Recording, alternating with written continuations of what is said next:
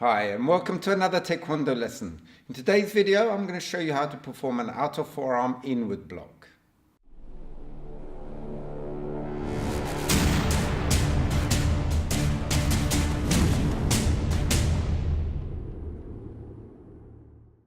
An inward block can be done as a high block, a middle block or even as a low block, but we'll just be covering the middle block for today. As the name suggests, the blocking tool goes from an outward to an inward trajectory. And the blocking tool will end up on the chest line. Now it can be done in any stance, so sometimes you're going to end up full facing, sometimes half facing depending on the stance, but in all cases that blocking tool will be on that chest line. So get used to the blocking motion by swinging the arm inwards. So the motion mainly comes from the shoulder there. And then you've got that twisting action of the forearm at the end. So you twist sharply at the end. Now once you've got used to that motion, adopt an L stance and practice the movement again. But this time make sure that the elbow's bent 45 degrees at the end and the top of the fist lines up at shoulder level.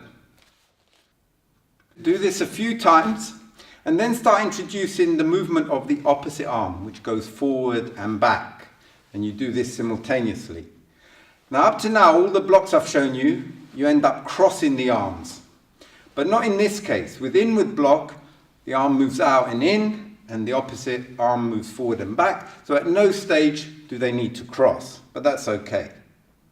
So practice this a few times and sink onto the back leg, so you've got 70% of the weight onto the back leg.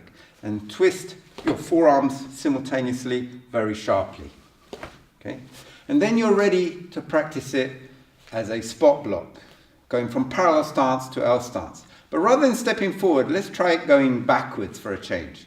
So the first thing you do is balance on the balancing leg. So you relax and pivot the right foot very slightly, 15 degrees. You go slightly half facing and go into a neutral position. Then you wind up, bringing the arm out, reaching with the opposite arm as you raise the body and step back and sink into the L stance as you perform the block.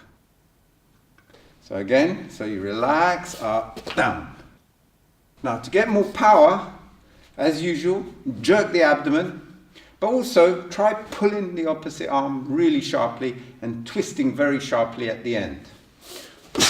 Like that. And also try it the other way. Like that.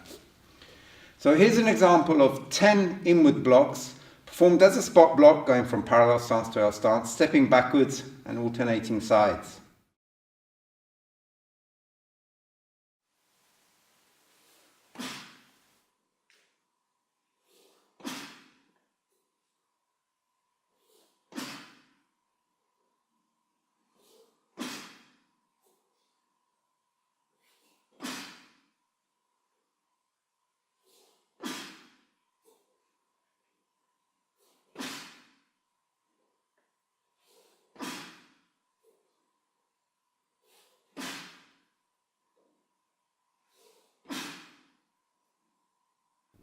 You won't find inward block in any of the patterns you learn as a colour belt. Although in pattern Chungmutul you have this movement, which you do in sitting stance, where your body's full facing and your blocking tool ends up on the centre line. Although your arm moves in an inward direction, it's not called an inward block because, as I said before, an inward block ends up on the chest line. If you end up on the centre line and your body's full facing, we call it a front block. So try not to get confused about that. But even though you don't need inward block in any of the patterns as a colour belt, it's still worth learning if you're a yellow belt or above, because you can use it in 3-step sparring, semi-free sparring and free sparring. So I always recommend yellow belts and above to learn the inward block.